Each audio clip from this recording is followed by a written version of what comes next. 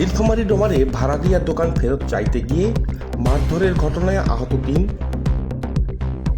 অপরদিকে মূল মালিকের ২১ জন অসহায় মানুষের বিরুদ্ধে মিথ্যা মামলা দিয়ে হয়রানি করার অভিযোগ উঠেছে তাদের বিরুদ্ধে।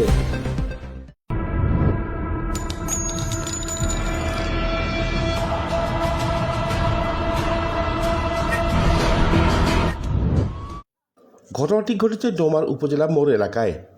মামলা সূত্রে জানা যায়, এলাকায় একটি দোকান বিগত 10/10/2013 তারিখে শামসুল আলমের কাছ থেকে 1,20,000 টাকা মূল্যে দোকান ঘর পজিশন নেয় এলাকার তমিজার রহমানের ছেলে জাহিরুল ইসলাম। আমার কাছে আমার বড় ছেলের নামে দোকানটা আছে। দোকানটা মুরগির ব্যবসা করি, লস করি। এখানে কিছুদিনকার জন্য দোকানটা বন্ধ রাখে। এখন ওরা প্রতিবাসী লোক আসি আমাকে আপত্তি করলে যে আমার অসুবিধা, দোকানটা দাও, কয়েকদিন আমরা করি, যখন আসিবে তখন দোকানটা ফিরে দিব। আমার ছেলে জাহিরুল ইসলাম যখন এই পয়সা কড়ি সংগ্রহ হয়েছে আসি, আমাকে বললো যে আমি দোকানটা তো আমাকে এমনি দিছি, তা যা দোকানখান 23 তারিখে আমরা ওই দোকানটা ওর কাছে গেছি যে দোকানটা আমাদের ফিরিয়ে দাও। বুঝছি কথাটা, দোকানটা ফিরে দেওয়া আছে, ওরা দোকান করিবে। এখন ওরা দোকান দিবে না, ওরা দলবদ্ধ হয়ে এখানে গালিগালাজ করছে। তারপরে অজগবিতে আমাদের উপর মারডাং তুমুল মারি, আমাকেও মারছে, এই যে আমার এই হাতে মারছে, এখানে মারছে, আমার ছেলেকেও মারছে, সবাকে মারছে, মারিটারি এলো উল্টা দেখে আমাদের উপর মামলা চাপে দিচ্ছে। আমরা বিশেষ অনুরোধ সরকারের কাছে এটা পূর্ণ তদন্ত করি, এখানে এটা সঠিকভাবে যেন বিচার করা হয়। সেখানে দীর্ঘদিন ধরে ব্রয়লার মুরগির ব্যবসা করে আসছে জাহিরুল।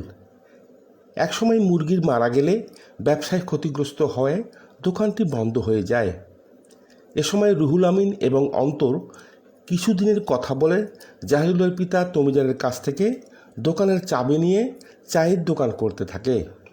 ঘটনার দিন 23 অক্টোবর বুধবার সকাল 9টায় জাহিরুলের পরিবারের লোকজন তাদের কাছ থেকে দোকান ফেরত চাইতে গেলে অন্তর, রুহুল আমিন, তহিদুল সহ তাদের দলবল নিয়ে জাহিরুল, তমিজার এবং রেজিনার উপর হামলা চালিয়ে বেধড়ক মারপিট করে।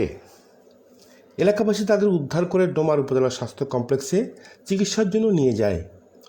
অপরদিকে উল্টো তারাই আবার জাহিরুল, তমিজার সহ তাদের পরিবারের 21 জন অসহায় মানুষের বিরুদ্ধে মিথ্যা মামলা দায়ের করে, যার কারণে মামলার ভয়ে 21 জন মানুষ পরিবার শূন্য হয়ে পালিয়ে মানবেতর জীবনযাপন করছে।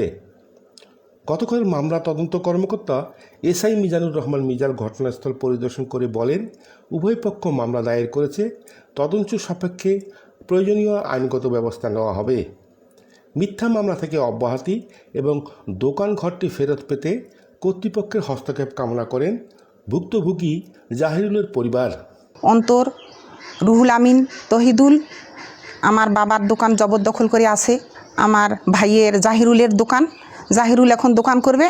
আমরা দোকান ছাড়ি যাওয়ার কথা বলতে ওরা কয়েকজন, মানে ওরা অনেক কয়জন মিলিয়া আমাদেরকে মারধর করতেছে। আপনি ভিডিও দেখেন, আমার ঘাড়ের উপরে পা দিছে, আমার বুকের উপরে পা দিছে, আমার ভাগিনার পা কাটি দিছে, আমার বাবাকে ধরে মারতেছে।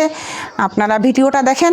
ওরা আমাদের এইভাবে মারিটারি আমাদের নামে 22 জন আসামি করছে। আমরা এখন 22 জন আসামি পালাতক আমাদের বাড়িঘর রাখিয়া আমরা অন্য জায়গায় আছি।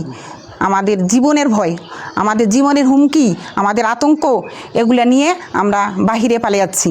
এখন আমি সরকারের কাছে বা থানার কাছে বা টিওনের কাছে আমি ন্যায্য মূল্য বিচারটা চাই।